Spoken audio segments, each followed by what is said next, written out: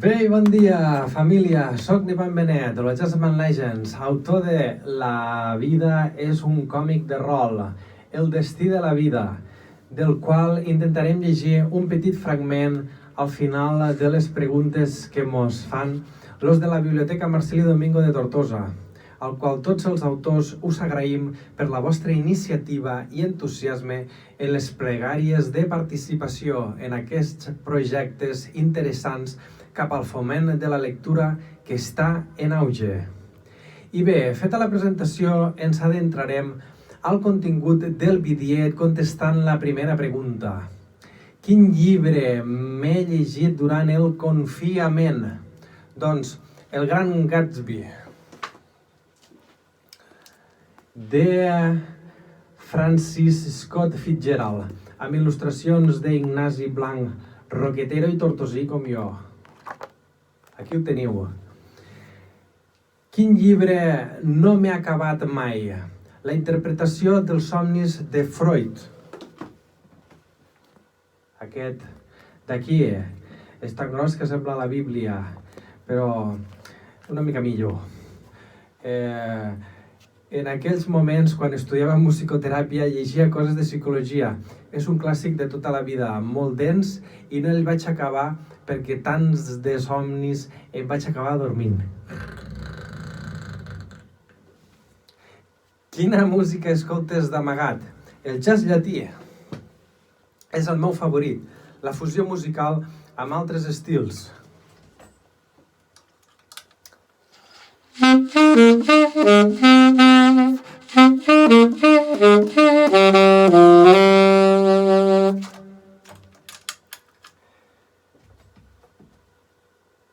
Quin personatge de llibre o ficció t'agradaria ser?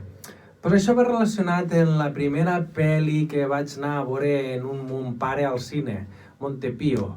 Una única sala, una única pel·lícula, la de Batman, de 1989, en què el Joker, el meu personatge favorit, era interpretat per Jack Nicholson, del qual el meu llibre, a la segona escama, titulada El rei dels pallassos, conta un relat molt interessant autobiogràfic d'un espectacle show que vaig muntar a un festival de còmics a Sagunt.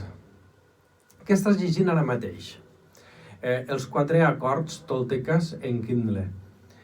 Aquest no me'l puc ensenyar en llibre físic, em sap greu, no el tinc. Però sí que tinc el que recomano, el llibre que recomanem és el llibre El massís del port, de Vicent Pellicer.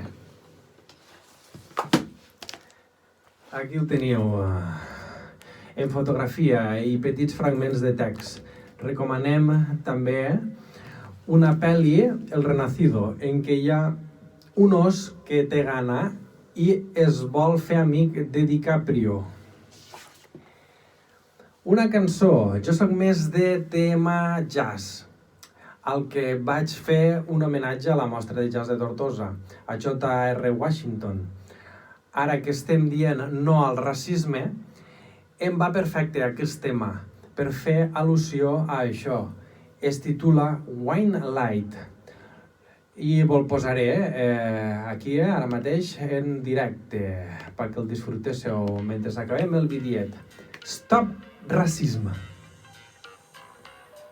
M'agradaria viure del meu llibre, per què no?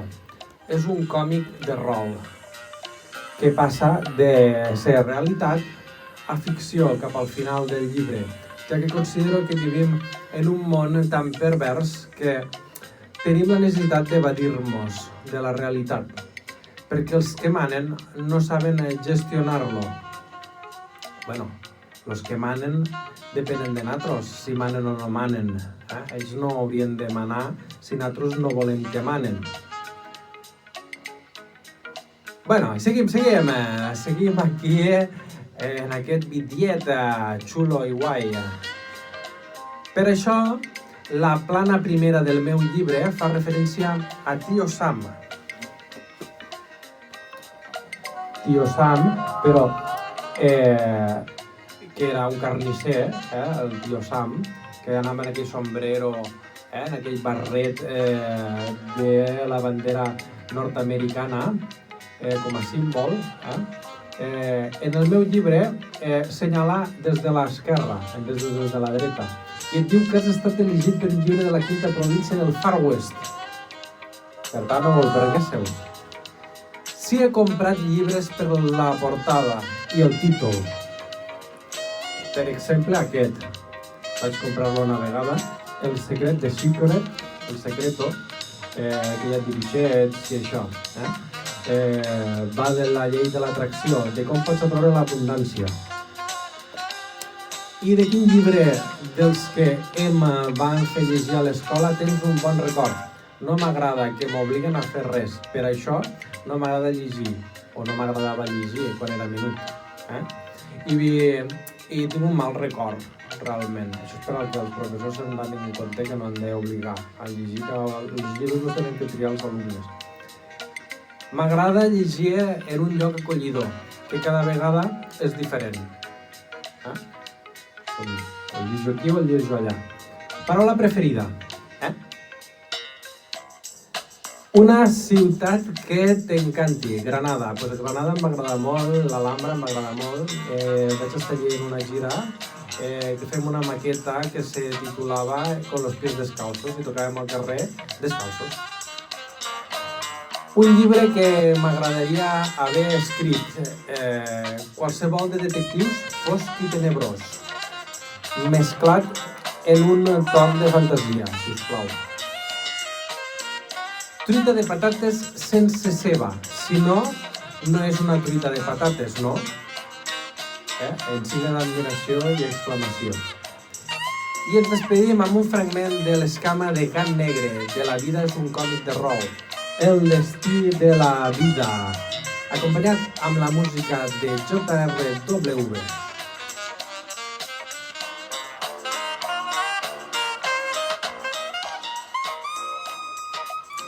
Una transformació imprevista va ocórrer. Mai podria haver pensat com l'estima d'una família i la humanització d'aquell animal el fusionaria en un ser racional. Com l'evolució d'una pantera ratapenada el faria créixer tan ràpid fins convertir-se en un ser animal humanitzat. Era una cosa única al món, aquelles coses que no t'ho creus si no ho veus. Un fet màgic i històric en l'evolució darwinista, com les mossegades d'una rata penada a un petit gat van crear un ADN especial que es pogués fusionar amb el d'humà. Les seves mossegades juganeres al seu propietari havien ocasionat aquell tipus de mutant. 10 anys més tard, del futur del 2020, no sé si sortien els números dels 40 anys de retrocés que portava. Encara no era el segle XXI. Pantera Batman evoluciona, viu. Finalment van muntar aquella famosa banda, la força i l'entusiasme ho permetien. Pantraman, personatge còmic registrat com el superheroi de la 5ª província del Far West català. Afinava el local d'assaig del restaurant. Un bateria l'acompanyava amb tocs de baqueta. La guitarra feia carraspejar la veu de la cantant i el piano portava el walking bass, completant l'harmonia. Ja hi som tots. Ja feia temps que era el líder del grup i com el meu nom era molt llarg, me'l van escurçar. A mi m'agradava força i a tots ens anava bé. Els altres companys de feina no es queixaven mai de com gestionava les actuacions, i menys del cobrament. Era una persona justa i prou. Ho feia bé i ens sortien moltes actuacions. Per què queixar-se? L'animal. Una cerveseria, Cabaret a Barcelona, oferia menjars, venent música jazz de fons per a recrear un ambient domèstic al saló.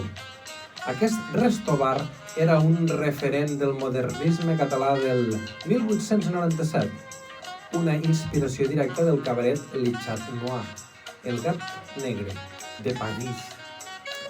Allà, provant sort, era el moment de la meva prova de so. Sols necessitava algú que m'acompanyés i jo el tenia. Era Julio. un crack del piano acompanyant, reportat de la mateixa Habana, però sense papers. I això podia ser un problema gros. Tant li costava al govern fer uns documents per a uns pobles emigrants? Havien arribat en patera, quasi mig moribunds, famèlics i amb petites característiques d'hipotèrmia. Molts d'ells acabarien fent la feina bruta als camps o venent bolsets barats de la Catwoman als centres comercials del metro. El cas del sud-americà era diferent. Ell era un gran pianista, experimentat en la música salsa. Jo sempre m'estremia quan feia aquells tumbaos perfectes llatinoamericans.